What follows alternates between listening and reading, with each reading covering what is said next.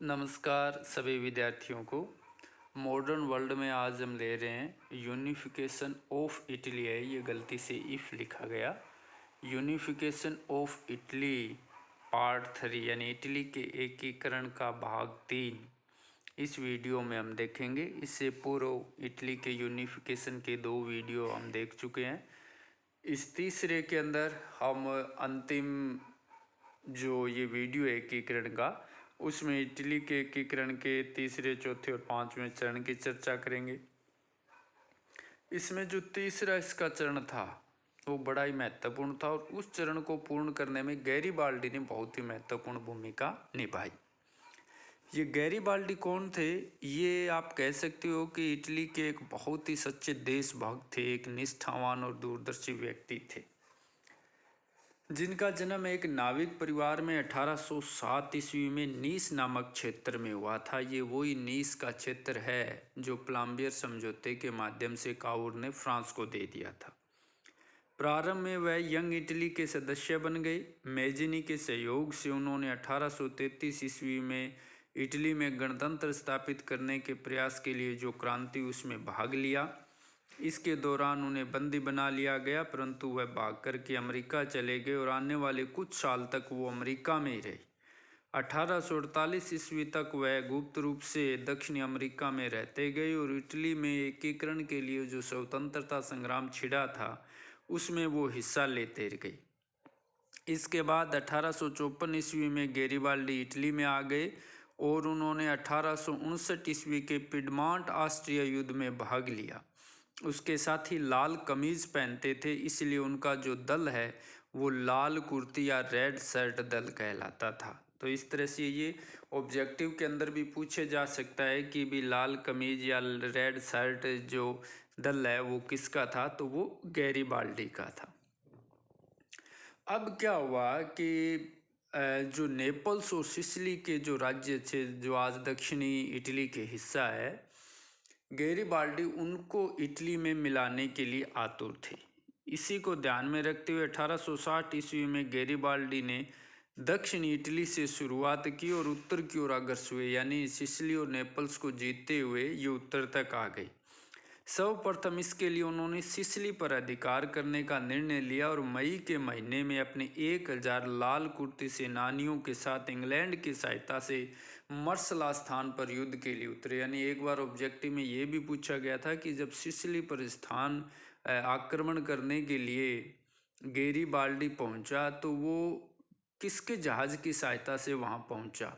तो वो इंग्लैंड के जहाज़ की सहायता से। और कहाँ उतरे? तो वो मर्सला नामक जगह है, वहाँ उतरे। ये भी कई बार पूछा जा सकता है ऑब्जेक्टिव टाइप्स जो क्वेश्चन होते हैं उनके अंदर, कि वो कौन से स्थान पर, तो हम कहेंगे मर्सला नामक स्थान पर।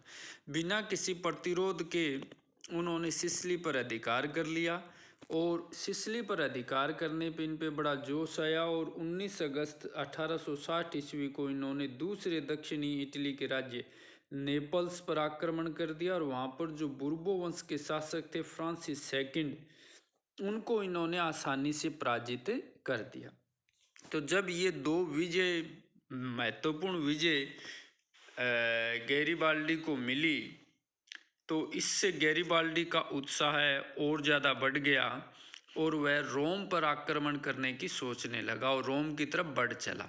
लेकिन अब पिडमांट के व्यक्ति प्रधानमंत्री काउर के लिए स्थिति बड़ी विकट हो गई, क्योंकि काउर इससे भयभीत हो गया कि अगर मान लो गैरीबाल्डी रोम पर आक्रमण कर देगा तो उसे फ्रांस का मुकाबला करना पड़ेगा, क्योंकि रोम पर पोप की रक्षा के लिए बहुत सारे फ्रांसीसी सैनिक तैनात थे। तो इसलिए फ्रांस से पिडमांट, सार्डिनिया या काउर युद्ध मोल नहीं लेना चाहता था। इसलिए उन्होंने गैरीबाल्डी को समझाया और गैरीबाल्डी के समक्ष यह प्रस्ताव रखा कि वे जीते हुए प्रदेश को पिडमांट को सौंप दे। गैरीबाल्डी ने इसे स्वीकार कर लिया और सिसिली व नेपल्स का जो क्षेत्र है वो पिडमांट सार्डिनिया के राजा विक्टर इमैनुअल को सुपर्द करके वह अपने द्वीप, उसका द्वीप था केप्रा चला गया। और जब उन्हें उनके कार्य के लिए इनाम देने की बात कही गई तो गैरीबाल्डी ने कहा, सब ये देशभक्ति महान पुरस्कार है, मुझे कुछ नहीं चाहिए, स्वतंत्र इटली चिरंजीवी हो। मतलब ऐसे महान देशभक्त हुए हैं, उन्हीं की त्याग, तपस्या या बलिदानों की वजह से ही कोई राष्ट्र है वो अपने मंजिल या मुकाम हासिल करता है। और गैरिबाल्डी की इसी त्याग की बदौलत इटली का आगे चल कर के एकीकरण हुआ। ऐसे महान सच्चे देशभक्त ने किसी भी तरह का कोई भी तोहफा स्वीकार करने से इनकार कर दिया।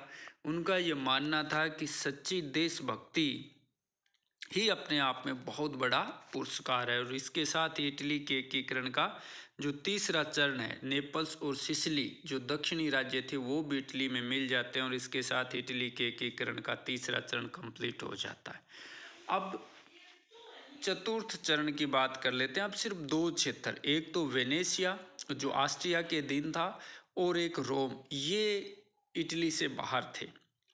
अब वेनेशिया को मिलाने का मौका मिला विक्टर इमैनुअल को पर्सा के माध्यम से। हमने पिछले वीडियो में देखा था, या जर्मनी के एकीकरण में हमने पढ़ा था कि जब पर्सा और ऑस्ट्रिया के बीच युद्ध अवश्यंभावी हो गया तो पर्सा के चांसलर बिस्मार्क ने पिडमांट के शासक से समझौता किया कि जैसे ही पर्सा और ऑस्ट्रिया के बीच युद्ध छिड़े, इटली या पिडमांट जो सार्डिनिया है वो वेनेशिया पर आक्रमण कर दे, और जैसे युद्ध के अंदर ऑस्ट्रिया की पराजय होगी तो बाद में वेनेशिया इटली को दे दिया जाएगा। और ठीक वैसा ही हुआ जब 1866 ईस्वी में पर्सा व ऑस्ट्रिया के बीच युद्ध लड़ा गया। तो जैसे युद्ध की शुरुआत हुई तो इटली ने भी अपनी सेना भेजकर वेनेशिया के क्षेत्र पर आक्रमण कर दिया। हालांकि ऑस्ट्रिया ने इटली को पराजित कर दिया, लेकिन अंततः ऑस्ट्रिया की पर्सा से हार हुई और संधि के तहत जो वेनेशिया का क्षेत्र है वो इटली को सौंप दिया गया। इस तरह वेनेशिया के मिलते ही इटली का जो चतुर्थ चरण है वो भी पूर्ण हो गया। अब बचा था सिर्फ एक रोम का क्षेत्र।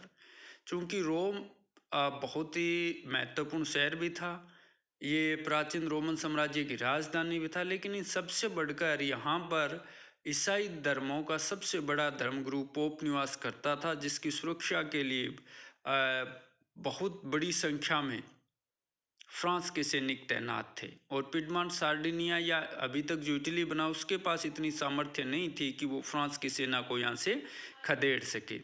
ये मौका भी उनको दिया गया पर्सा के द्वारा।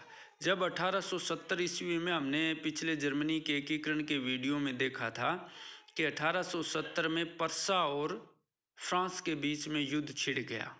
इस युद्ध की स्थिति के अंदर फ्रांस को जो रोम में अपने सैनिक रखे थे उनको पर्सा के खिलाफ लड़ाई में उतारने के लिए वहाँ से बुलाना पड़ा।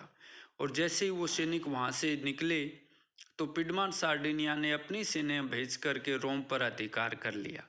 और जब इस युद्ध का समापन फ्रांस की हार के रूप में हुआ तो उसके बाद विक्टर इमैनुअल है वो अपने राज दरबार और अपने संसद को लेकर और परिवार को लेकर 2 जून 1871 ईस्वी को वो रोम आ गए। और जनता का उन्होंने उद्बोधन करते हुए कहा कि अब हम रोम आ गए हैं, अब कहीं नहीं जाएंगे, यहीं रहेंगे। और तब से जो रोम है वो इटली की राजधानी बन गया। और पर्सा और फ्रांस के बीच में जब संधि हुई तो इस बात को स्वीकार कर लिया गया। और इस तरह से इस पांचवें चरण के साथ ही इटली का एकीकरण पूर्ण हो जाता है। एक साथ ही दो बड़े राष्ट्र, एक जर्मनी और एक इटली, यूरोप के मानचित्र पर या वैश्विक परिदृश्य में एक साथ उभर कर आते हैं। तो ये आपने इटली के एकीकरण का पंचम चरण देखा, एकीकरण के विभिन्न चरण देखे। उम्मीद है आपको ये वीडियो अच्छा लगे तो ज़रूर इसको लाइक करें, शेयर करें और सब्सक्राइब करें। Thank you. जय हिंद।